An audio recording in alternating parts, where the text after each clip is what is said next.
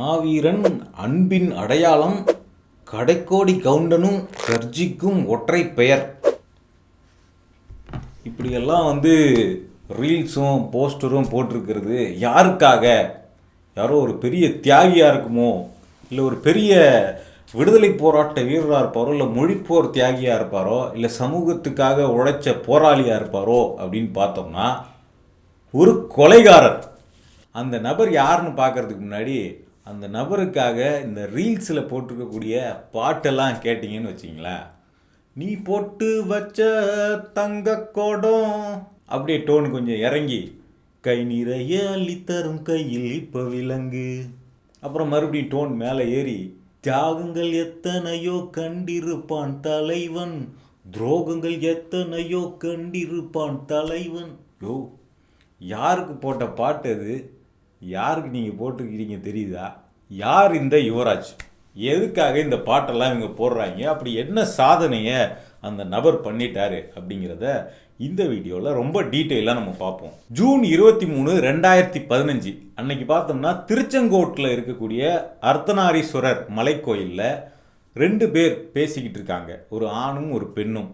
அந்த ஆணுடைய பெயர் கோகுல்ராஜ், அந்த பெண்ணுடைய பெயர் சுவாதி. 2 பேரும் ஒரே கல்லூரியில் ஒரே வகுப்பு படிக்கிறவங்க, இன்ஜினியரிங் ஸ்டூடெண்ட்ஸ். அவங்க 2 பேரும் நண்பர்கள். அவங்க 2 பேரும் அந்த கோயிலில் உட்காந்து பேசிக்கிட்டு இருக்காங்க. அந்த டைமில் ஒரு கேங் அந்த கோயிலுக்கு வருது. அந்த கேங் என்ன பண்ணுது அப்படின்னா, யாரா அவங்க 2 பேர் பேசிக்கிட்டு இருக்காங்களே அப்படின்னு சொல்லிட்டு உள்ளே போகுது. உள்ளே போயிட்டு அவங்க 2 பேரை பிடிச்சி மிரட்டுது. யார் நீங்கள் 2 பேர் என்ன தனியாக உட்காந்து பேசிக்கிட்டு இருக்கீங்க அப்படின்னு. ஒரு கட்டத்தில் என்ன பண்ணுறாங்க அப்படின்னா, அவங்க 2 பேரையும் மிரட்டி அவங்க 2 பேரும் வச்சுருந்த செல்ஃபோனை இந்த கேங் பிடிங்கிக்குது. அந்த பெண்ணை என்ன பண்ணுதுன்னா, வீட்டுக்கு போங்க அப்படின்னு அந்த பெண்ணை அனுப்பிச்சி விட்டுறாங்க. இந்த பையன் கோகுல்ராஜை மட்டும் என்ன பண்ணுறாங்கன்னா, இவங்க தனியாக கூட்டிகிட்டு போய் அவங்க தனியாக கடத்திட்டு போகிறாங்க. இது எல்லாமே பார்த்தோம்னா, இந்த சம்பவம் பார்த்தோம்னா திருச்செங்கோடு கோயிலில் அந்த சிசிடிவி கேமராவில் ரெக்கார்ட் ஆகிருக்கு. இப்போ கூட்டிகிட்டு போன அந்த பையன் பார்த்தோம்னா அடுத்த நாள் காலையில் அந்த கோகுல்ராஜ் ரயில் தண்டவாளத்தில் இறந்து கிடக்கிறாரு. அவர் உடலில் தலை இல்லை, வெறும் உடல் மட்டும் தனியாக கிடக்குது. அவருடைய பாக்கெட்டில் பார்த்தோம்னா ஒரு சூசைட் நோட் இருக்குது. நான் தற்கொலை பண்ணிக்க போகிறேன், இந்த உலகத்தில் வாழவே எனக்கு பிடிக்கல அப்படின்னு. இன்னொரு பக்கம் பார்த்தோம்னா கோகுல்ராஜோடைய வீடியோ அப்படின்னு ஒரு வீடியோ ரிலீஸ் ஆகுது. அந்த வீடியோவில் பார்த்தோம்னா கோகுல்ராஜே பேசிக்கிட்டு இருக்கார். நான் எனக்கு இந்த உலகத்திலே வாழ பிடிக்கல, இந்த பொண்ணுங்களே நீங்கள் நம்பாதீங்க, பொண்ணுங்க எல்லாருமே ஏமாத்துறாங்க, எனக்கு இந்த உலகத்தில் வாழ பிடிக்கல, நான் எங்கள் அப்பா இருக்கிற இடத்துக்கே நான் போயிட போகிறேன் அப்படின்னு அவர் பேசுகிறார். உடனே என்ன முடிவு பண்ணப்படுது அப்படின்னா, ஒரு இளைஞர் யாரோ ஒருத்தர் லவ் ஃபெயிலியர் போல் அவர் தற்கொலை பண்ணிக்கிட்டாரு அப்படின்னு முடிவு பண்ணப்படுது.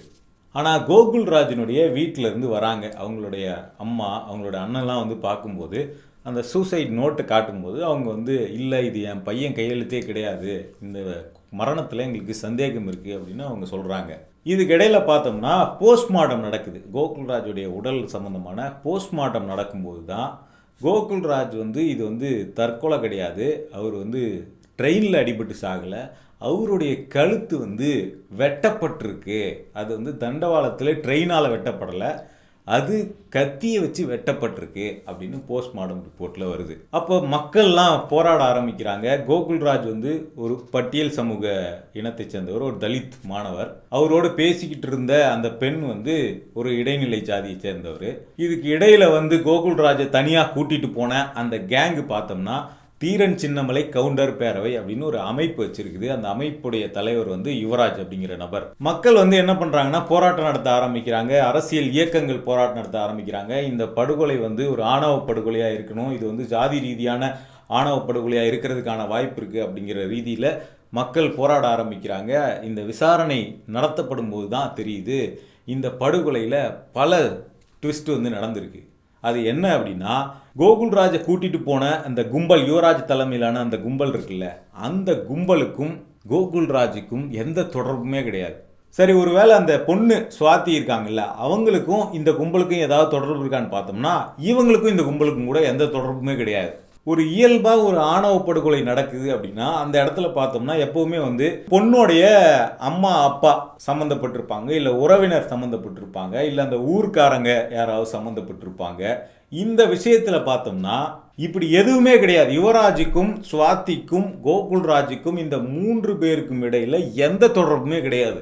ஆணவ படுகொலை அப்படிங்கிறது தன்னோட பெண் வந்து தங்களை விட குறைவான ஜாதி படிநிலையில் இருக்கக்கூடிய ஒரு பையனை வந்து லவ் பண்ணிடுச்சு, அவனை கல்யாணம் பண்ணிச்சுன்னா நம்ம ஜாதி பேர் என்ன ஆகுறது, நம்மளுடைய பரம்பரை கௌரவம் என்ன ஆகுறது அப்படின்னு சொல்லி பெத்த பொண்ணையே கொலை பண்ணுறது, அந்த காதலித்த அந்த பையனையும் கொலை பண்ணுறது, இந்த மாதிரியான கொலை சம்பவங்கள் வந்து பார்த்தோம்னா ஆணவ படுகொலையாக நடக்குது. இதுக்கு பின்னாடிலாம் பார்த்தோம்னா உணர்ச்சிகரமான ஒரு பின்புலம் இருக்குது. இப்போ வந்து இது ஏன் வீட்டு இது ஏன் பொண்ணு போய் இவளை லவ் பண்ணுறதா அப்படின்னு சொல்லிட்டு ஒரு உணர்ச்சி தூண்டப்பட்ட நிலையில் அந்த சம்பவம் பார்த்தோம்னா ஜாதியால் தூண்டப்பட்டு நடத்தப்படுது அப்படின்னு சொல்லப்படுது.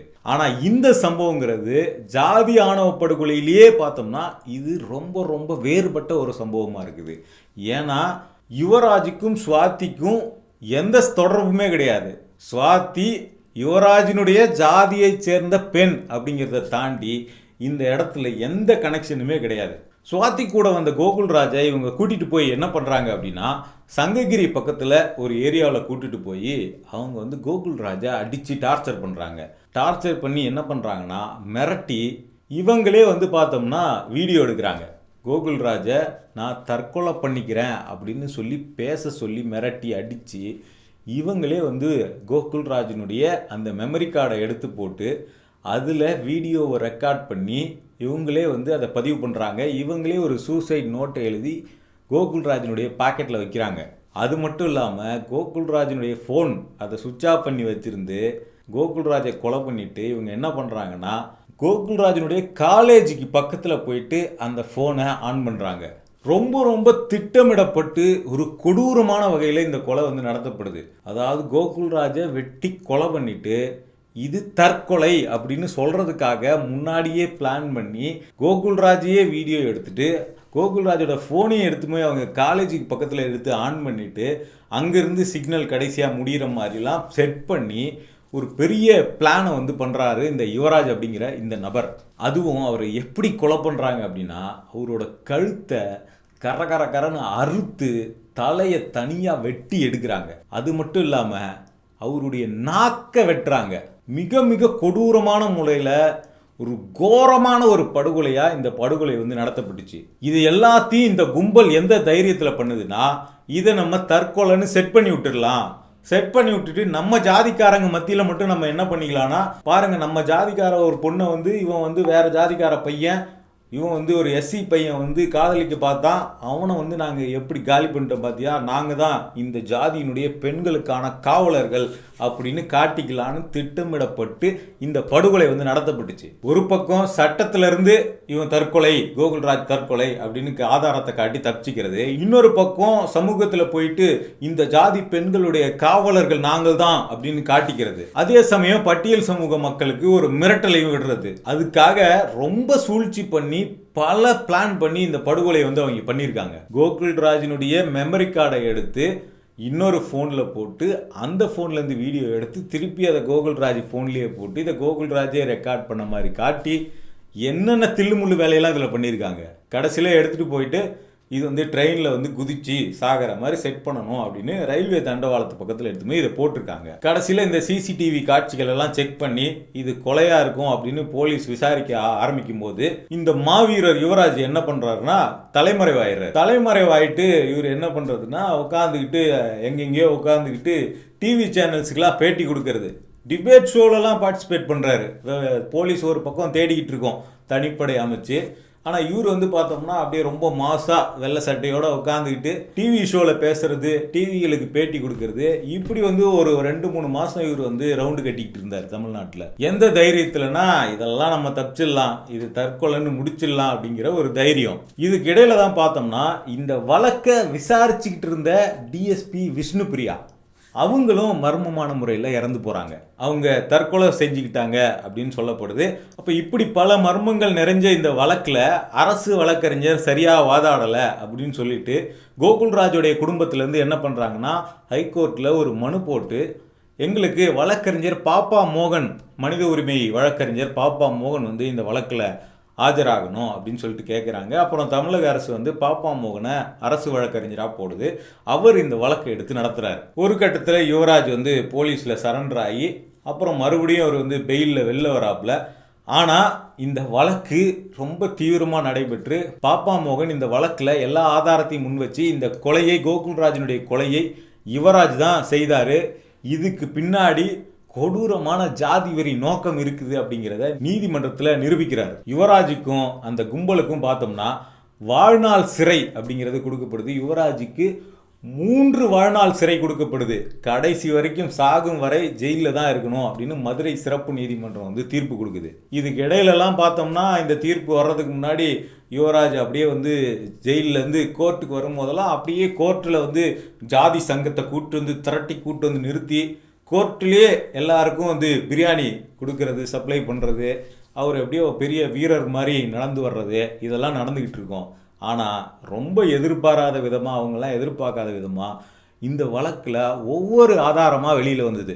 இந்த வழக்கில் முதல்ல வந்து சாட்சியமாக நின்று காவல் நிலையத்தில் போயிட்டு யார் யாரெல்லாம் அந்த கேங்கில் வந்தாங்க அப்படின்னு போலீஸில் போயிட்டு அடையாளம் காட்டின வரைக்கும் அந்த சுவாதிங்கிற அந்த பொண்ணு தான் பண்ணாங்க. ஆனால் ஒரு கட்டத்தில் சமூகத்துடைய ப்ரெஷர், அந்த ஜாதி சங்கங்களுடைய ப்ரெஷர் அடிப்படையில் அந்த பெண்ணே பார்த்தோம்னா பிற சாட்சியாக மாறிடுறாங்க. பிறசாட்சினா சொன்னதை மாற்றி சொல்கிறாங்க. ஆனால் இவ்வளவு நடந்த பிறகும் அந்த சிசிடிவி எவிடன்ஸும் அதுக்கு பிறகு பார்த்தோம்னா இந்த கோகுல்ராஜினுடைய ஃபோன்லேருந்து மெமரி கார்டை எடுத்து போட்டு இந்த யுவராஜினுடைய டிரைவர் அருண் அப்படிங்கிற அந்த நபரை அவருடைய ஃபோனில் போட்டு வீடியோ எடுத்து திருப்பி யுவராஜ் ஃபோனில் வச்சு இந்த வீடியோவை பரப்பியிருக்காங்க. அப்போ அந்த அருண் அப்படிங்கிற யுவராஜினுடைய டிரைவருடைய அந்த ஃபோனை ஃபாரன்சிக் அந்த எவிடன்ஸுக்காக, அந்த ரிசர்ச்சுக்காக அனுப்பி வச்சிருந்தப்ப அதில் கண்டுபிடிக்கப்படுது இந்த வீடியோ ஜூன் 23, 2015 அன்னைக்கு 4 மணிலேருந்து 4:15 தான் எடுக்கப்பட்டிருக்கு அப்படிங்கிறது அந்த ஃபொரன்சிக் ரிசர்ச்சில் தெரிய வருது. ஸோ இதெல்லாம் வந்து யுவராஜுக்கு எதிரான கூடுதல் ஆதாரமாக மாறின நிலையில் யுவராஜ் தலைமறைவாக இருந்தப்ப புதிய தலைமுறையில் நேர்பட பேசு ஷோவில் கலந்துக்கிட்டு பேசின ஒரு வீடியோ அது யுவராஜுக்கே எதிரான முக்கியமான ஆதாரமாக மாறுது. அப்போ புதிய தலைமுறையில் இருந்த செய்தியாளர் கார்த்திகை செல்வன் அவர் வந்து இந்த வழக்கில் முக்கியமான சாட்சியாக இருந்தார். என்ன அப்படின்னா, யுவராஜ் நீதிமன்றத்தில் வந்து நான் திருச்செங்கோடு கோயிலுக்கெல்லாம் போகல அப்படி இப்படின்னு பல கதைகளை வந்து விட்டுருந்தாரு. ஆனால் புதிய தலைமுறை நேர்பட பேசு ஷோவில் அவர் தலைமறைவாக இருந்தப்ப அவர் கொடுத்த பேட்டி என்னன்னா, ஆமாம் நான் கோயிலுக்கு போனேன், அங்கே கோகுல்ராஜு சுவாதி இருந்தாங்க, அப்போது வந்து அந்த பையன் அந்த பொண்ணுக்கிட்ட ஏதோ பேசிக்கிட்டு இருந்தான், அந்த பொண்ணு ஏதோ அதை விரும்பாத மாதிரி தெரிஞ்சுது, அவங்க 2 பேருக்குள்ளே ஏதோ ஒரு வாக்குவாதம் நடக்கிற மாதிரி தெரிஞ்சுது, நான் உள்ளே போனேன், என்ன பிரச்சனை அப்படின்னு விசாரித்தேன். அப்புறம் அந்த பொண்ணுக்கிட்ட போயிட்டு நீ இங்கே வந்திருக்கிறது, இந்த பையன் கூட வந்திருக்கிறதுலாம் அவங்க அம்மா அப்பாவுக்கு தெரியுமான்னு கேட்டேன். அவங்க இல்லைன்னா தெரியாது அப்படின்னாங்க. உடனே வந்து இதெல்லாம் எப்படி பெற்றவங்களுக்கு தெரியாமல் நடக்க முடியும், நான் பெற்றவங்க கிட்ட போய் நான் சொல்ல போகிறேன், உங்கள் வீட்டில் சொல்லுவோம் வா அப்படின்னு கூட்ட உடனே அந்த பொண்ணு என்ன பண்ணுறாங்கன்னா பயந்துக்கிட்டு, இல்லைண்ணா நான் அப்படிலாம் இல்லை, நீங்கள் வேணா நான் உங்ககிட்ட உங்கள் ஃபோனை கொடுத்துட்றேன், நீங்கள் அப்புறமா எங்கள் அம்மா அப்பாக்கிட்ட பேசி கேட்டுக்கோங்க அப்படின்னு அந்த பொண்ணே வந்து விருப்பத்துடன் முன் வந்து ஃபோனை வந்து என்கிட்ட கொடுத்துது அப்படின்னு சொல்லிட்டு நேர்பட பேசு ஷோவில் இவர் பேசியிருக்காப்புல. ஆனால் கோர்ட்டில் நான் அந்த கோயிலுக்கே வரல அப்படி இப்படின்னு கதை விட்டுருக்காப்புல. இதனால என்ன ஆயிடுச்சுன்னா, சம்பவத்தில் குற்றம் சாட்டப்பட்ட நபரே முன்னுக்கு பின் முரணாக பேசியிருக்கிறதுனால புதிய தலைமுறை நேர்பட பேசல அவர் சொன்ன அந்த வாக்குமூலம் அப்படிங்கிறது ரொம்ப முக்கியமான சாட்சியாக யுவராஜுக்கு எதிராக மாறுச்சு. ஸோ மதுரை சிறப்பு நீதிமன்றத்தில் ஆயுள் தண்டனை யுவராஜுக்கு விதிக்கப்பட்டுச்சு. இதை எதிர்த்து சென்னை உயர்நீதிமன்றத்தில் அப்பீல் பண்ணுறாங்க குற்றவாளி தரப்புலேருந்து. உயர்நீதிமன்றத்திலையும் அதே தீர்ப்பு வந்து உறுதி செய்யப்படுது. யுவராஜுக்கு வாழ்நாள் முழுக்க சிறைதான், இவர் தான் கொலையாளி, கோகுல்ராஜை கொன்றது யுவராஜ் தான் அப்படின்னு சென்னை உயர்நீதிமன்றம் உறுதி செஞ்சு அவருக்கு வாழ்நாள் முழுக்க சிறையில் இருக்கணும் அப்படிங்கிற தண்டனை கொடுத்துருக்கு. அப்போ யுவராஜ் அப்படிங்கிற நபர் ஒரு கொலையாளி அப்படிங்கிறத நீதிமன்றம் உறுதி பண்ணியிருக்கு. அவர் வாழ்நாள் முழுக்க ஜெயிலில் தான் இருக்கணும், கடைசி வரைக்கும் ஜெயிலேருந்து வெளியில் வர முடியாது. ஏன்னா இது மிக கொடூரமான குற்றம். ஜாதி ரீதியில் ஒரு பட்டியலினத்து பையன் வேற ஜாதி பொண்ணு கூட பேசுகிறத பொறுத்துக்க முடியாமல், ஒரு பட்டியலினத்து பையன் மேலே வர்றதை படித்து மேலே வர்றதை பொறுத்துக்க முடியாமல் ஜாதி ரீதியில் இந்த கொலை செய்யப்பட்டிருக்கிறது அப்படிங்கிறதும் உறுதி பண்ணப்பட்டிருக்கு. அப்போ இப்போ நம்ம சொன்ன சம்பவங்களெல்லாம் வச்சு பார்க்கும்போது இந்த நபர் யுவராஜ் அப்படிங்கிற இந்த நபர் எவ்வளவு பெரிய கிரிமினல் அப்படிங்கிறது நம்ம புரிஞ்சிக்க முடியுது. தனக்கு முன்ன பின்ன சம்பந்தமே இல்லாத ஒரு பையனை அவன் தலித் அப்படிங்கிற ஒரே காரணத்துக்காக அவனை கடத்தி கூட்டிட்டு போய் வச்சிருந்து சித்திரவதை பண்ணி அவன் கழுத்தை அறுத்து நாக்க வெட்டி படுகொலை பண்ணி தலையை வெட்டி ரயில் தண்டவாளத்து பக்கத்தில் தூய்மை போட்டுட்டு அவனே தற்கொலை பண்ணிக்கிட்டான்னு வீடியோ எடுத்து போட்ட இந்த நபர், இவரை நம்ம என்னன்னு டிஃபைன் பண்ண முடியும் சொல்லுங்க? வெக்கமே இல்லாம மாவீரனே, அன்பின் அடையாளமே, கர்ஜிக்கும் சிங்கமே இப்படியெல்லாம் போட்டுக்கிட்டு இருக்கீங்களே, கொஞ்சமாவது மனசாட்சி அப்படிங்கிறது இருக்க வேணாம் நமக்கெல்லாம்? இந்த ரீல்ஸ் கலாச்சாரத்தில் பாதிக்கப்பட்டிருக்கக்கூடிய இளைஞர்களை பார்த்தா உண்மையிலே நமக்கு பாவமாக இருக்குது, வருத்தமாக இருக்குது. இன்னும் சொல்ல போனால் தமிழ்நாட்டினுடைய எதிர்காலத்தை நினச்சி அச்சமாக இருக்குது அப்படின்னு தான் சொல்ல முடியுது. ஊரில் அவன் ரீல்ஸை எதுக்காக பயன்படுத்திக்கிட்டு இருக்கான், நாடு என்னவா வளர்ந்துக்கிட்டு இருக்கு, எங்கே போயிட்டு இருக்கு? இங்கே என்னன்னா ஸ்கூல் படிக்கிற பசங்க, காலேஜ் படிக்கிற பசங்களெல்லாம் ரீல்ஸில் ஜாதி வெறி, ஜாதி பெருமையை பேசிக்கிட்டு ஒரு ஜாதி வெறி கொலைகாரரை சப்போர்ட் பண்ணிக்கிட்டு எங்கே போயிட்டுருக்கு இந்த சமூகம் அப்படின்னு நமக்கு அச்சம் விதைக்கிற மாதிரி இருக்குது. ஒரு நபர் நடந்து வர்ற ஃபோட்டோவை போட்டு வீடியோவை போட்டு அவருக்கு பின்னாடி ஒரு மாசான பேக்ரவுண்ட் மியூசிக்கு, ரஜினி படத்தில், அஜித் படத்தில், விஜய் படத்தில் கேஜிஎஃப் மியூசிக்னு எதையாவது ஒரு மியூசிக்கை போட்டு ஒரு பாட்டை போட்டு விட்டோம்னா அவர் உடனே மாசான ஆளாயிடுவாரா?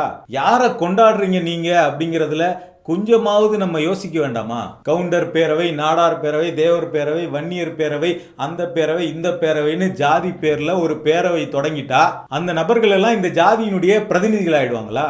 அந்த கொலை குற்றவாளி யுவராஜ் அவருடைய பொண்ணுக்கு மஞ்சள் நீராட்டு விழான்னு சொல்லிட்டு பரோல் வாங்கிட்டு ஒரு நாள் வெளியில் வராரு அந்த ஈவெண்ட்டில் கலந்துக்கிறதுக்கு. உடனே ஏதோ பாச போராட்டம் நடக்குதுன்னு சென்டிமெண்டலாக வேற வீடியோ போடுறாங்க. கோகுல்ராஜ் குடும்பத்தை பற்றி யோசிச்சு பார்த்தீங்களா?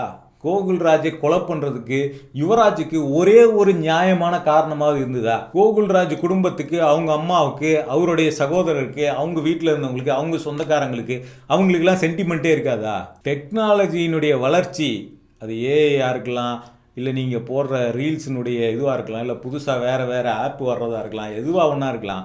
டெக்னாலஜியினுடைய வளர்ச்சி அப்படிங்கிறது சமூகத்தை முன்னோக்கி கூட்டு போகிறதா இருக்கணும், நம்ம சிந்தனையை முன்னோக்கி வளர்க்குறதா இருக்கணும். ஆனால் நம்ம இங்கே என்ன பண்ணிக்கிட்டு இருக்கோம்? ரீல்ஸை வச்சு ஜாதி சங்கங்களை வளர்த்துக்கிட்டு இருக்கோம். ஜாதி சங்கங்கள் அப்படிங்கிற பேரில் இந்த மாதிரியான கொலை குற்றவாளிகளுக்கு, ஆணவ படுகொலை குற்றவாளிகளுக்கு சப்போர்ட் பண்ணிக்கிட்டு இருக்கோம். ஒரு நபருக்கு அவர் செஞ்ச குற்றத்துக்கு தண்டனை எதுக்காக கொடுக்கப்படுது?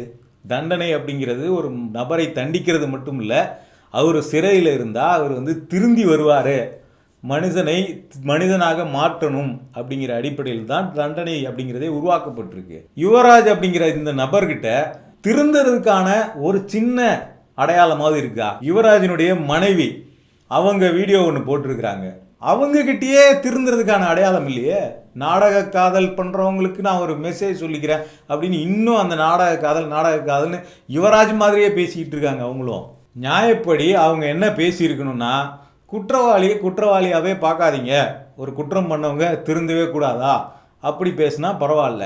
நாடக காதல்னு ஜாதி வெறியை தூண்டுற மாதிரியே யுவராஜோடைய மனைவியும் யுவராஜ் மாதிரி தான் பேசிக்கிட்டு இருக்காங்க. இதுல என்ன நம்ம பாச போராட்டம்னு எந்த அடிப்படையில் அவங்கள நோக்கி சாஃப்ட் கார்னராக நம்ம இருக்க முடியும்? கொலை குற்றவாளியாக இருந்தாலும், கொடூர கொலை குற்றவாளியாக இருந்தாலும், ஒருவர் தவறு செய்ததை உணர்ந்து திருந்தினாதான் அவரை நோக்கி நம்ம பரிவு காட்ட முடியும்.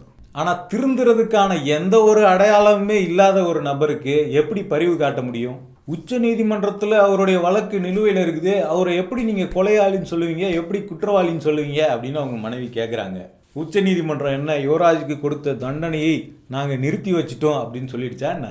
நீங்கள் மேல்முறையீடு பண்ணியிருக்கீங்க, அவர் ஆல்ரெடி உயர் நீதிமன்றத்தில் குற்றவாளின்னு நிரூபிக்கப்பட்டவர், ஆயுள் தண்டனை குற்றவாளி, ஆயுள் தண்டனை தான் அவர் சிறையில் அனுபவிச்சுட்டு இருக்காரு. அவர் ஒன்றும் உச்ச நீதிமன்றத்தால் தண்டனை நிறுத்தி வைக்கப்பட்டு பெயில் கொடுத்து வெளியில் வந்துலாம் வாழ்ந்துக்கிட்டு இல்லை, தண்டனையை அனுபவித்து கொண்டிருக்கும் குற்றவாளி தான் அவர். அந்த நபரை குற்றவாளின்னு தான் சொல்ல முடியும். அந்த நபருக்கு மாசான ஸ்டேட்டஸை போட்டுட்டு, மாசுனா நீ தானா பெஸ்ட்டு, நீ தானா எங்கள் குலசாமி அப்படின்னு போட்டுக்கிட்டு கர்ஜிக்கும் சிங்கமேவா, புலியேவா, கரடியேவா, இந்த இன்ஸ்டாகிராம் அப்படிங்கிற தளத்தையே இப்படி ஜாதி வெறியை தூண்டுறதுக்காக பயன்படுத்துகிறாங்களே அப்படின்னு நமக்கு ஒரு வகையில் கவலை, அச்சம்லாம் வந்தாலும், இன்னொரு வகையில் நமக்கு நம்பிக்கை தரக்கூடிய மனிதர்களாகவும் இந்த சமூகத்தில் நிறைய பேர் இருக்கிறாங்க அப்படிங்கிறது தான் நமக்கு மிகப்பெரிய ஆறுதலாகவும் உத்வேகத்தையும் புத்துணர்ச்சியும் கொடுக்கக்கூடியதாக இருக்குது. பாப்பா மோகன் மாதிரியான ஆட்கள் தான் நமக்கு நம்பிக்கை தரக்கூடியவர்களாக இருக்கிறாங்க. இந்த வழக்கை, கோகுல்ராஜ் வழக்கை எடுத்து நடத்தின பாப்பா மோகன் அவர் மிகப்பெரிய மனித உரிமை வழக்கறிஞர். எப்படி இந்த ஜெய்பீம் படத்தில் இந்த சூர்யா கேரக்டர் சந்துரு கேரக்டர் வருது இல்லை, வழக்கறிஞர் சந்துருவினுடைய அந்த கேரக்டர் ராசா கண்ணுவினுடைய அந்த மரணத்துக்கு காரணமான குற்றவாளிகளை தண்டிப்பதற்காக, ராசா கண்ணுவுக்கு நீதி வாங்கி தருவதற்காக அந்த வழக்கறிஞருடைய போராட்டத்தை தமிழ்நாடே பார்த்து கொண்டாடுச்சுல்ல, அப்படி கொண்டாடப்பட வேண்டிய ஒரு நபர் தான் இங்கே வழக்கறிஞர் பாப்பா மோகன் அவர்கள். அந்த ராசா கண்ணுவினுடைய கொலைக்கு காரணமான அந்த போலீஸ்காரங்க இருப்பாங்கல்ல, அவங்கள நம்ம எவ்வளோ வெறுப்போட பார்த்துருப்போம் அந்த படம் பார்க்கும்போது. அந்த வெறுப்பு இருக்குல்ல, அந்த கோபம் அந்த ஆவேசம் இருக்குல்ல, அது ஏன் நமக்கு யுவராஜ் மாதிரியான ஆட்களை பார்க்கும்போது வரமாட்டேங்குது? அவங்கள விட ராசா கண்ணுவை கொலை செய்த அந்த காவல்துறையினரை விட யுவராஜ் எந்த வகையில் சரியானவராக இருக்கிறார்? ரெண்டு பேருக்கு என்ன வித்தியாசம் இருக்குது? இன்னும் சொல்ல போனால் இவங்களை விட இந்த நபர் பண்ணது அப்படிங்கிறது, யுவராஜ் பண்ணது அப்படிங்கிறது ரொம்ப ரொம்ப கொடூரமான செயல். அப்போ திரைப்படங்களில் ஒரு அடக்குமுறையை ஒடுக்குமுறையை காட்டும்போது நமக்கு அதன் மேலே ஒரு கோபம் வருது. அந்த குற்றவாளிகளை நம்ம மன்னிக்க முடியாதவர்களாக பார்க்குறோம். ஆனால் நிஜ வாழ்க்கையில் ஒரு நபர் அதை பண்ணுறாப்புல, ரொம்ப சாதாரணமாக உழவுறாப்புல, ரொம்ப கெத்தாக வளம் வராப்புல, மீசையை முறுக்கிட்டு கோர்ட்டுக்கு நடந்து வராப்புல, அவருக்கு பின்னாடி ஒரு மாசான மியூசிக் போட்டுக்கிட்டு இதை எப்படி நம்மளால் ரசிக்க முடியும்? ஒரு மனிதகுல விரோதமான ஒரு குற்றத்தை செய்த ஒரு நபரை நீ பொட்டு வச்ச தங்க குடம் அப்படின்னு பாட்டு பாடுறதுக்கு எப்படி நம்மளுடைய மனசாட்சியை ஏற்றுக்க முடியும்? அப்போ இங்கே ஒரு யுவராஜ் இல்லை, இந்த யுவராஜினுடைய வீடியோக்களுக்கு மாசான பிஜிஎம் போட்டு அதுக்கு ஃபயர் விட்டுக்கிட்டு அதை பரப்புறவங்களில் எத்தனை யுவராஜ் இருக்கிறாங்க அப்படின்னு நமக்கு தெரியல. அப்போ இந்த இன்ஸ்டாகிராம் தலைமுறைக்கு மத்தியில் இது இந்த ஜாதி அப்படிங்கிறது விஷம் மாதிரி பரவிட்டு இருக்கக்கூடிய இந்த சூழலில் இந்த சமூகம் ஒரு எமர்ஜென்சியில் இருக்கிறதா தான் பார்க்குறேன். எப்படி இந்த உலகம் கிளைமேட் எமர்ஜென்சியில் இருக்குது அப்படின்னு சொல்கிறாங்க இல்லைங்களா, பருவநிலை மாற்றம் நடந்து இந்த உலகத்தையே அழிக்கக்கூடிய சூழல் இருக்குது, இது கிளைமேட் எமர்ஜென்சி அப்படின்னு சொல்கிற மாதிரி இங்கே ஜாதி வெறியால் ஒரு எமர்ஜென்சியை தமிழ்நாடு சந்திச்சிட்டு இருக்கா அப்படிங்கிற கேள்வி எழுந்திருக்கு. இப்போ இதையெல்லாம் மாற்றணும் அப்படின்னா இளைஞர்கள் சாதியை விட்டு வெளியில் வர வேண்டும், சுயசாதி விமர்சகர்களாக மாற வேண்டும், சாதி பற்றை விடுத்து வர வேண்டும். அதே மாதிரி கொலையாளிகளையும் குற்றவாளிகளையும் கொண்டாடக்கூடிய சமூகத்தில் நாம் மனித உரிமையாளர்களை, மனித உரிமையை நேசிப்பவர்களை, மனித உரிமைக்காக போராடுபவர்களை கொண்டாடுவதற்கு தயாராக இருக்கணும். நியாயப்படி இந்த மாசான பிஜிஎம்கள், நீ பொட்டு வச்ச தங்க குடம், இந்த மாதிரியான பாடல்களுக்கெல்லாம் தகுதியான நபர்களாக இங்கே இருக்கிறவங்க அப்படிங்கிறவங்க வழக்கறிஞர் சந்துரு, வழக்கறிஞர் பாப்பா மோகன் மாதிரியான மனித உரிமை ஆர்வலர்கள் தான். அதனால் ஜாதியெல்லாம் இப்போ இல்லைங்க, இப்போலாம் யாருங்க ஜாதி பார்க்குறா? ஏன் திருப்பி ஜாதின்னு பேசிக்கிட்டு இருக்கீங்க? ஏதோ ஒரு காலத்தில் அன்றைக்கி இருந்தது, 100 வருஷத்துக்கு முன்னாடி 200 வருஷத்துக்கு முன்னாடி இருந்தது, அதையே இப்பயும் பேசிக்கிட்டு இருப்பீங்களா அப்படின்ற கருத்து உங்களுக்கு இருந்தால் தயவு செஞ்சு இன்ஸ்டாகிராம் ரீல்ஸ்லேயும் ட்விட்டர் மாதிரியான சமூக வலைதளங்கள்லையும் யுவராஜை பற்றி என்ன மாதிரியான வீடியோக்களும் செய்திகளும் பரப்பப்படுது, என்ன மாதிரியான ஃபோட்டோக்கள் பரப்பப்படுதுன்னு போய் பாருங்கள். அதுக்கப்புறம் நம்ம உட்காந்து பேசுவோம் இப்போல்லாம் யாருங்க ஜாதி பார்க்குறாங்க அப்படிங்கிறத.